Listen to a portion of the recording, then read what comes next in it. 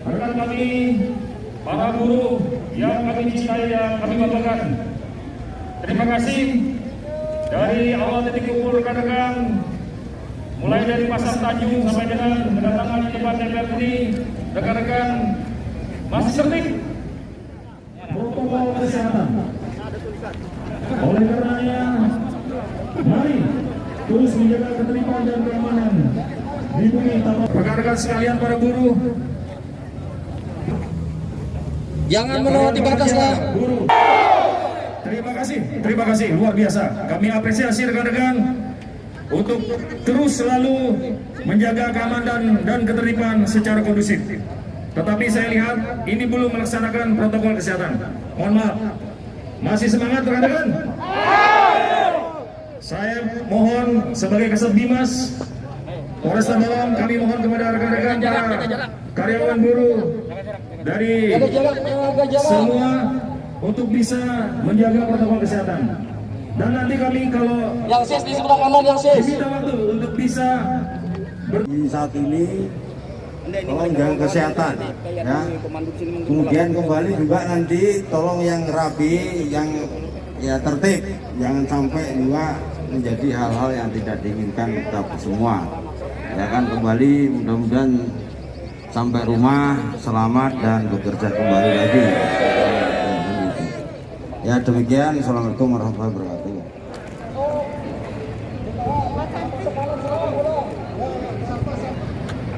Perwakilannya Pak, foto dulu Pak.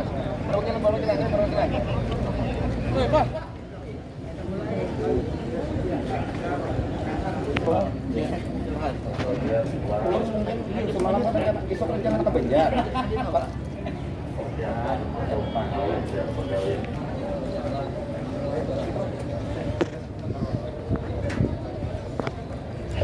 Tiket 937.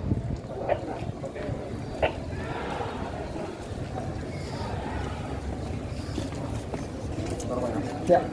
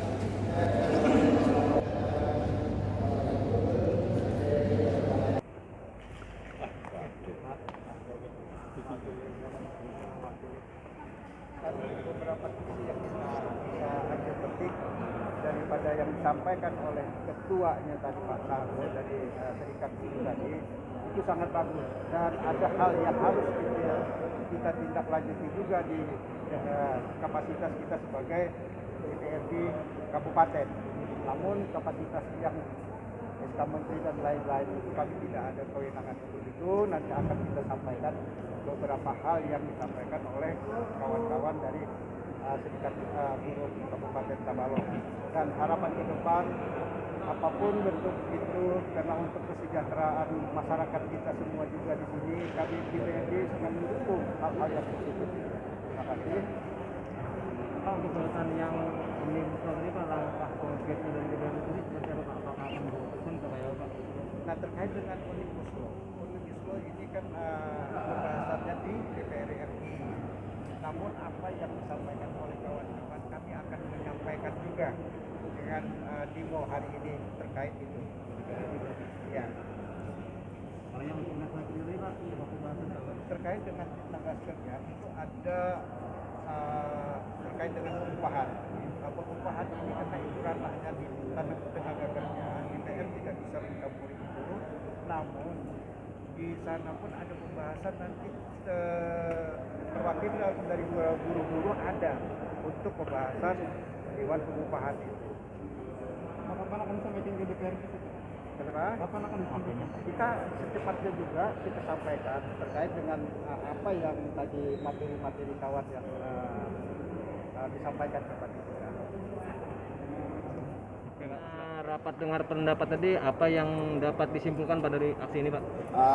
Daripada kesimpulan, kita tetap meminta agar DPR memberikan surat pernyataan juga menyampaikan ke pusat, yaitu penolakan masalah undang-undang Omnibus Law Cipta Tenaga Kerja, khususnya ketenagakerjaan, dan juga meminta kepada DPR untuk menekan kepada Dewan Pengupahan agar tetap menaikkan upah minimum Kabupaten Tabalong tahun 2021, karena bentuk surat edaran itu ada bentuk hanya imbauan, bukan suatu aturan. Jadi kita pemerintah bisa mengabaikan surat edaran tersebut. Karena apa? Kita menolak keras surat edaran tersebut, karena kebutuhan hidup layak itu tidak ada sejarah di Indonesia maupun di dunia itu turun, pasti meningkat. KHL kita dulu di Permen 13 itu 60 item, sekarang di Permen 18 tahun 2020 ini menjadi 64 item. Memang meningkat, tetapi waktu dari per item setiap item itu dikurangin. Contoh yang saya sampaikan, gula pasir dulunya kita 3 kg, sekarang menjadi 1,2 kg. Itu kurang, itu turun. Minyak curah dulunya kita 2 liter 2 kg, sekarang menjadi 1,2. Dulunya celana kita 1 tahun, sekarang menjadi 2 tahun. Jadi memang, sekarang saya bukannya berasumsi, memang ini ada permainan memang antara pengusaha dan pemerintahan sekarang. Saya yakin kalau memang itu dilaksanakan, apalagi tergantung keputusan menteri, upah minimum mungkin 2022 bisa nggak naik juga. Karena apa? KHL-nya ini turun, nilainya turun. KHL-nya naik tapi nilainya yang turun. Tidak ada titik temu nanti. Walaupun ibaratnya pertumbuhan ekonomi kita di daerah naik tidak sekian, inflasinya sekian, tetapi itu nilainya susah untuk kenaikan. Kalau ini tidak dilaksanakan pemerintah Kabupaten Tabalong, apabila upah minimum Kabupaten Tabalong itu tidak naik, kita sepakat khususnya dari KEP akan melakukan aksi lebih besar ke 3 titik. 1, kantor DPR, 2, kantor Bupati, 3 adalah ke Dinas Tenaga Kerja. Khusus KEP hari ini mungkin kurang lebih 1.000 yang turun. Kalau memang nantinya upah minimum tidak naik, kita akan lebih bisa melakukan pergerakan aksi tersebut. Karena buruh luka belum terobati dengan undang-undang Omnibus Law, ditambah lagi dengan luka surat edaran tersebut. Kemungkinan kita akan juga bersinergi dengan organisasi serikat pekerja lain. Jadi kemungkinan akan lebih besar aksinya. Pak Sahrul, tadi kan ada beberapa pesan yang dititipkan ke DPR di Tabalong.